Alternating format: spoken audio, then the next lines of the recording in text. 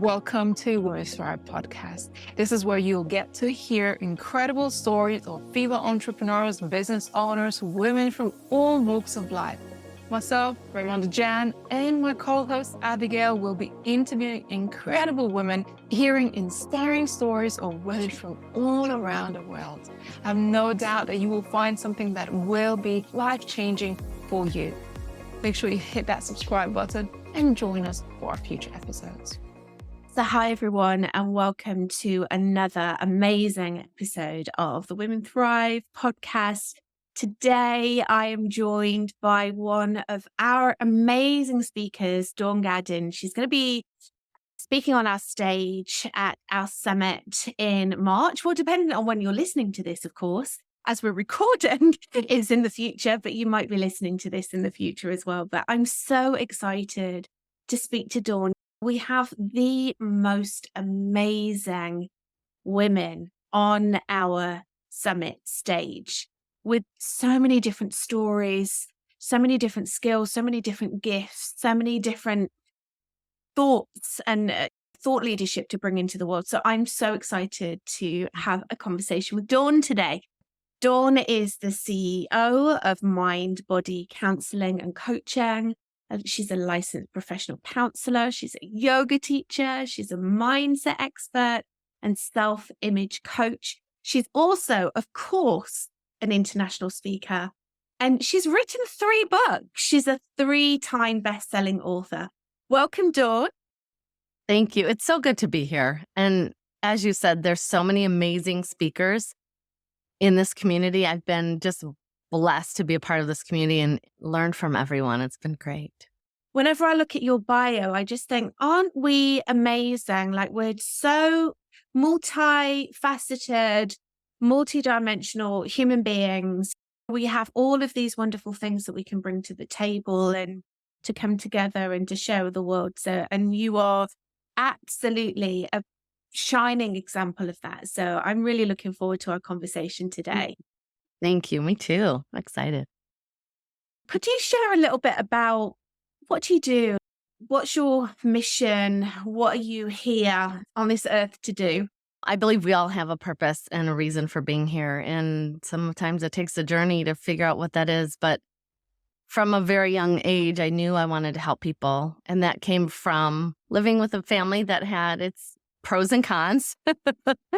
But as I've journeyed and knew, like, I was one of those lucky people who knew I wanted to be a counselor. I wanted to be a therapist and put myself through college to do that, because back then, 1989, there was no coaching. It was, you had to go down this road. And so that's where I started, was through school. I have my master's degree. I'm a licensed counselor in Michigan.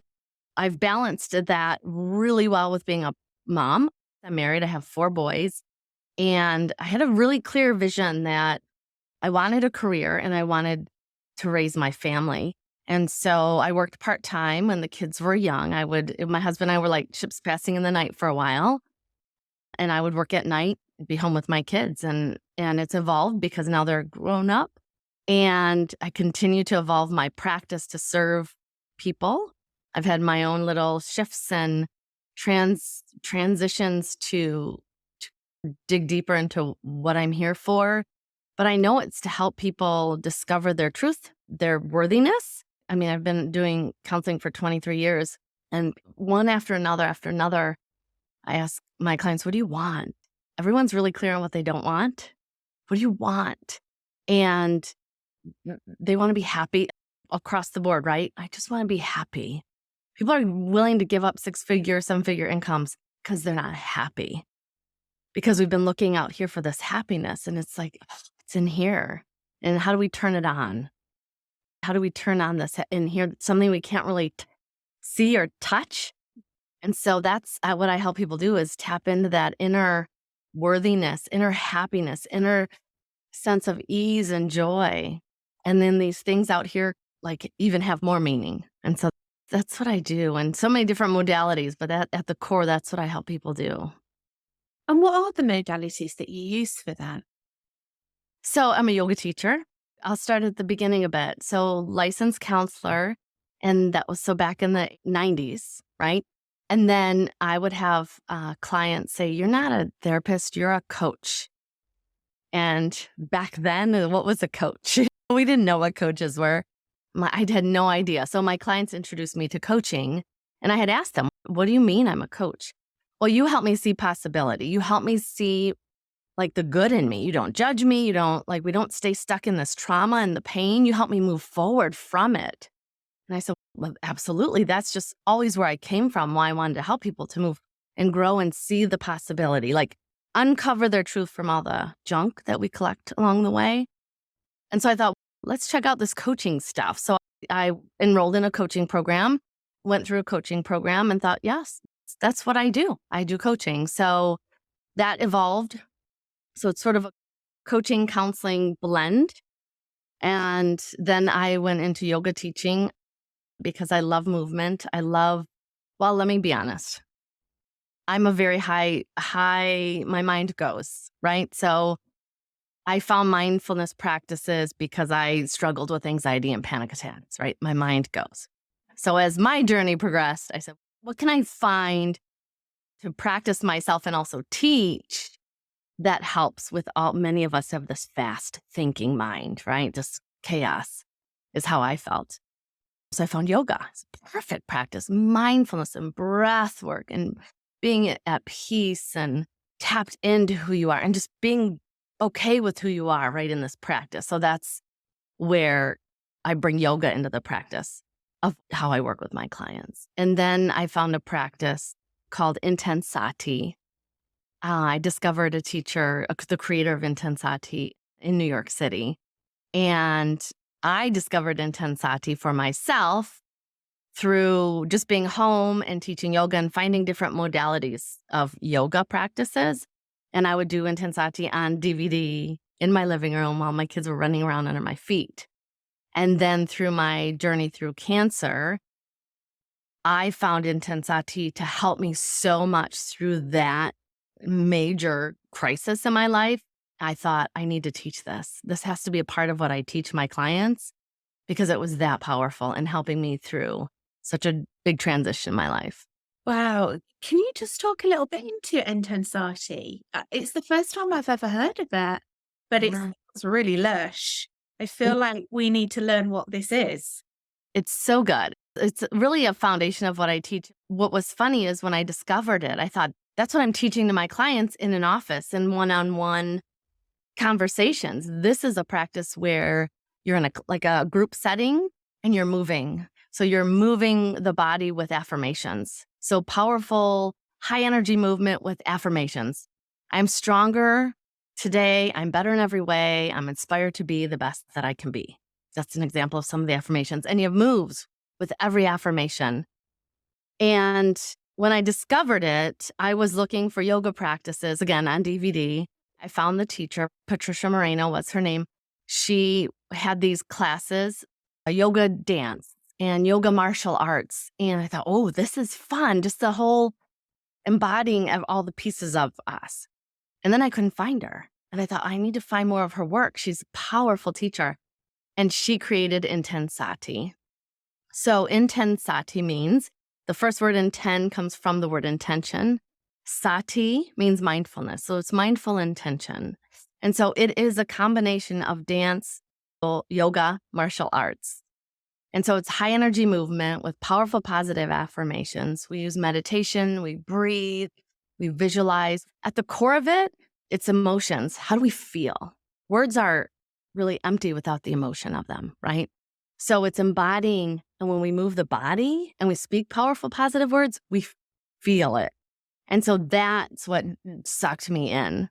And so I knew, oh, this is a practice. Because here in the US, our culture, we sit too much. We don't move enough. Our bodies are meant to be moved. We're physical, mental, spiritual, emotional beings. All the parts of us need our love and attention. We need to move our body.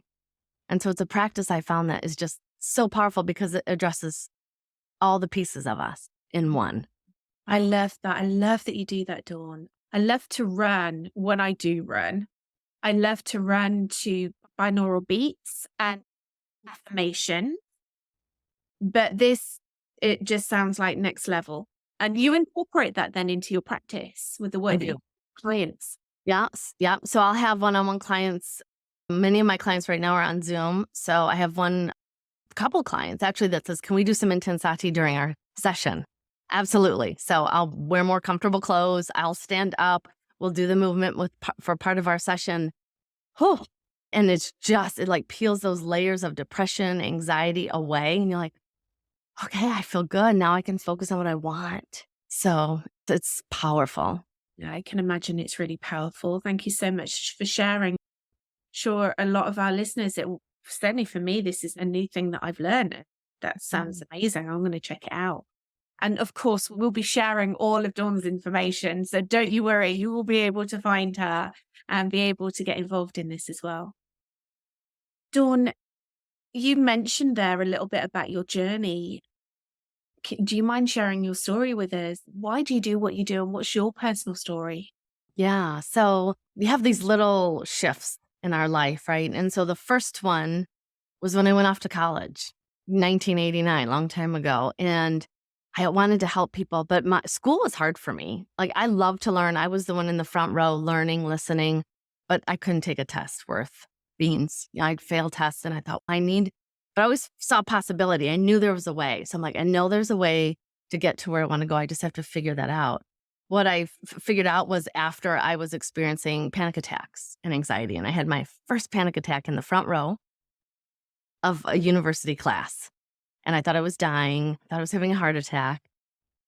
But I made it to the bathroom and I knew based on my study already and some awareness, this was a panic attack. And I thought, I can't be a person with panic attack and anxiety and insomnia and be this person who wants to teach and educate and love my life and feel good. And so I had to learn the tools, how to become that new me. So have that shift, image shift, that's what I call it, a self-image. I had to shift into who I wanted to be. My first line of defense was go to the doctor and they'll tell you how to fix your problem, right?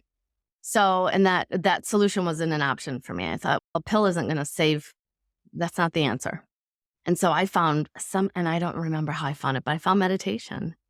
My first meditation programs that I found was Shakti Gawain and the Silva Ultramind program. And I had my little yellow cassette Walkman and I would listen. And I thought, well, I can't sleep anyway because my head is so full of what if I don't pass the test? What if I don't graduate college? What if it doesn't work out? All those what ifs and shoulds. So I said, I need to tell myself something else or nothing will change. So I listened to meditation and that was the beginning of my journey to end panic attacks. And this works. This is easy. There's no side effects. This is what people need. Our mind is so powerful.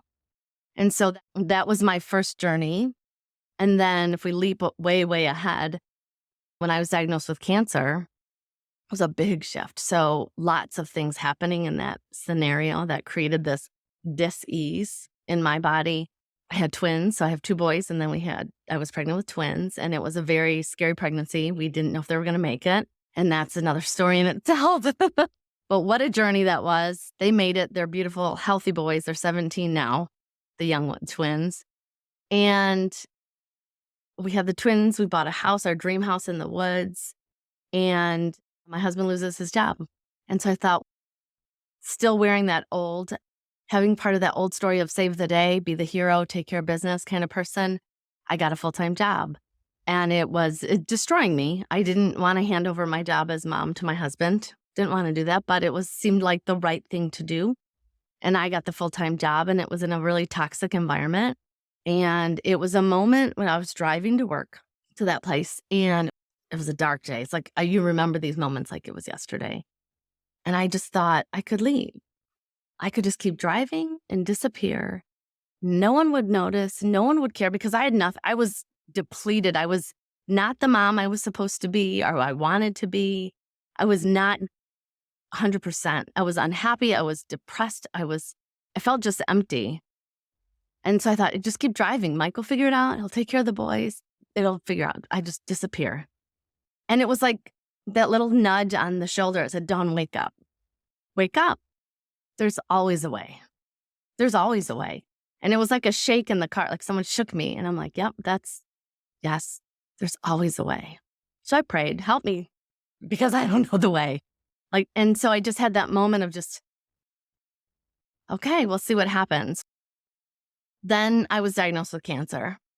And so I knew, because I knew I was not going to leave that job without something big that was going to shake. I was putting food on the table. I was feeding my children.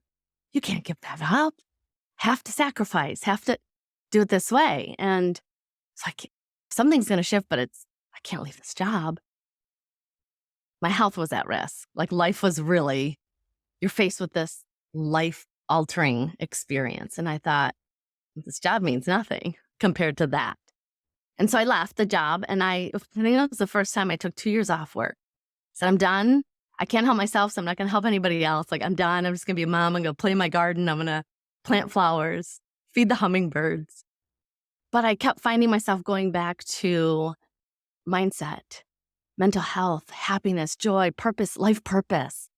Reading those articles, my mindfulness magazine, my yoga magazine. I've got to find a way to do this work in a way that fulfills me and my clients. And so I eventually went back to work, started my own practice, and now I use all those tools to live by those rules and to teach my clients the things that really help us live our dreams, right? Because our dreams aren't meant to just be these dreams up in the cloud somewhere. We're meant to create our dreams right here in reality, I believe. Wow, what a story. Can I just take you back to, not only has your husband lost his job and then you're going back to work, something you don't want to do, and it's a toxic work environment, and then you find out that you've got cancer. During that period there, what did it take from you to be able to just stay and be? And I really want to kind of climb inside your head, your mindset and your feelings at that time. It's beyond mindset, right? It's beyond, like I said, we're mental, physical, spiritual, emotional beings. I had to go beyond the physical to go into faith. I had to go into faith, a lot of prayer. I'm a very spiritual person. So if I'm meant to be here, I'm meant to be here. Show me what's next. Just show me what's next. If I'm not meant to be here, then all is well. And I'm here. And so I knew, and then the path opens up. And that's what I see is, okay, I'm making this decision to take care of my health. You're giving me this sign. And I've said it in ways where people go, you believe God gave you cancer? No, it's so much deeper than that. We're aligned and energetically in this big way. My body was out of whack, I could say, or in dis-ease long before. And when we're connected to source, divine, spirit, there's so much happening that we can't even put into words, can't put our finger on, but I knew there's a big shift that was meant to happen for me. And I had to have faith. I'm on the right course. So leaving the job, faith. When I left the job, Mike still wasn't working. We had to get help, medical bills. There was so many pieces, but faith, faith. It's all going to work out. Possibility. When I would remember that possibility, when I think about it, I remember going back, when I think about where did that come from for me? Where did I see this? And how can I help my clients always see possibility? The earliest image in my mind is when my family moved. We moved from the city, industrial area into the country.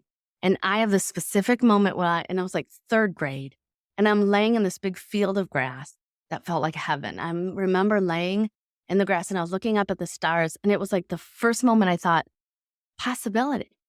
Anything's possible. Endless possibility. There's no limit. I was in third grade. And so whenever I feel like there's this, stuck, things feel hard, and stop and look at the stars. Possibility. There's so much we don't know, and we have to feel it and stay connected to there's a bigger purpose beyond what we can imagine. So inspirational, Dawn.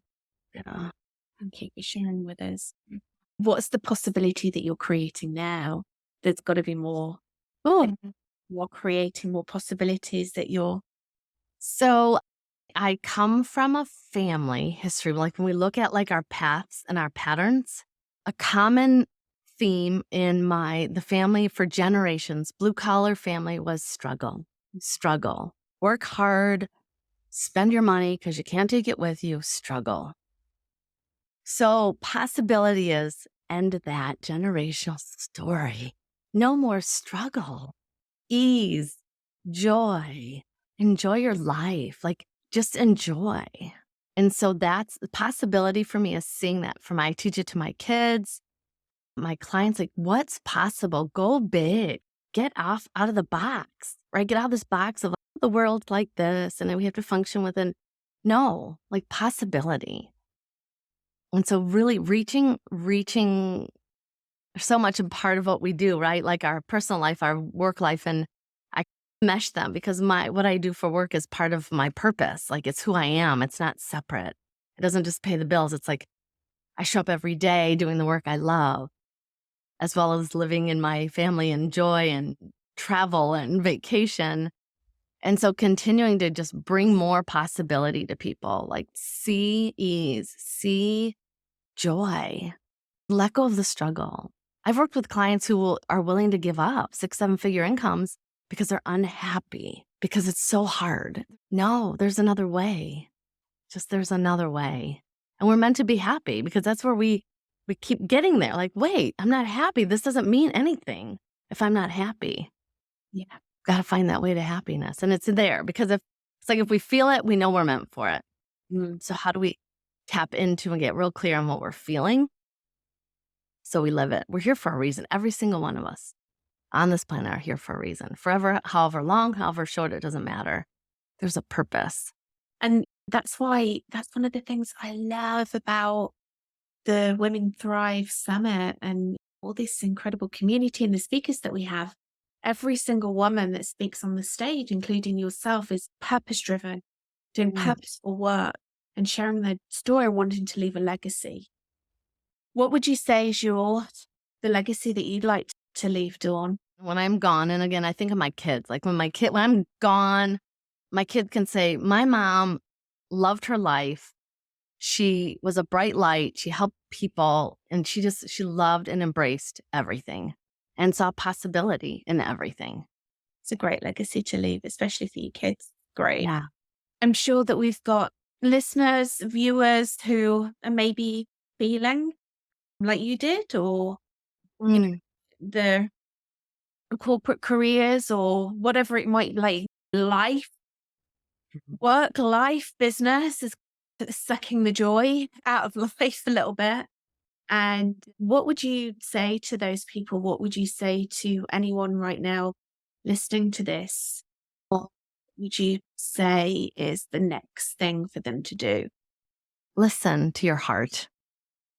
Listen to your heart. Turn the chaos off. Turn the chatter off. The I'm not good enough. I'm not important enough. What good am I? Just turn all that off. And what calls to you? And that's a form of meditation. When you sit and calm the mind, you tune in.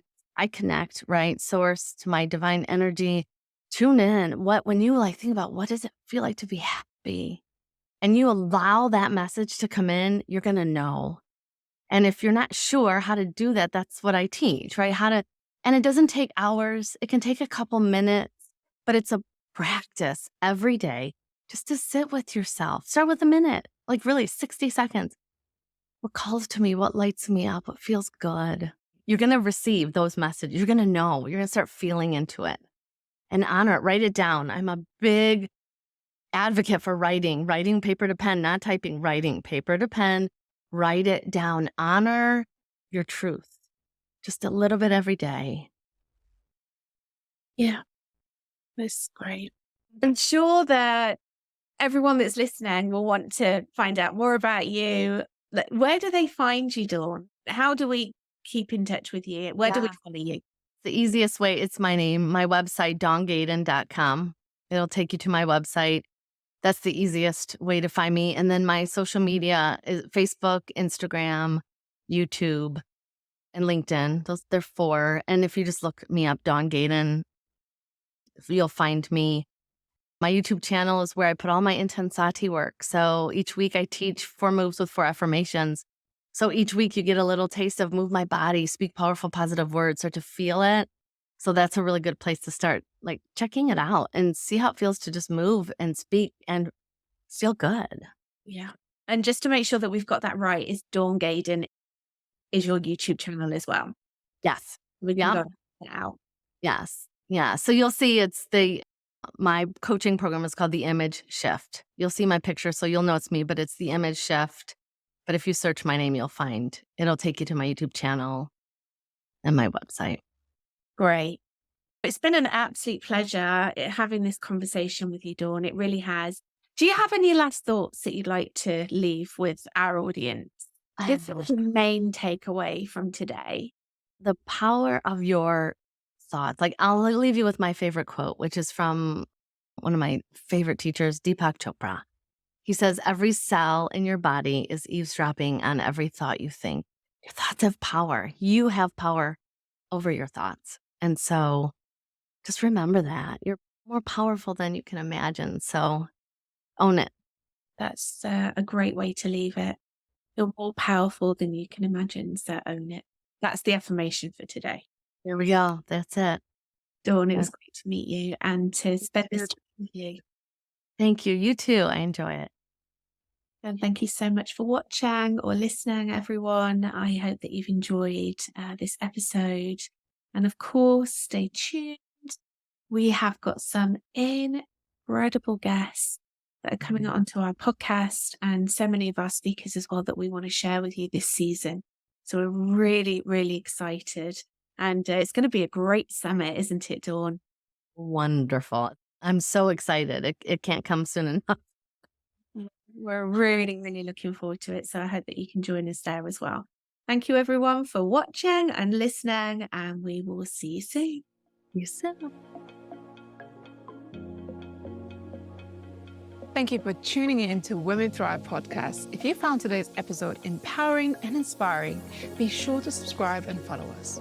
Better yet, leave a review and share it with others. We're committed to bringing you more stories that will empower and inspire you on your own journey.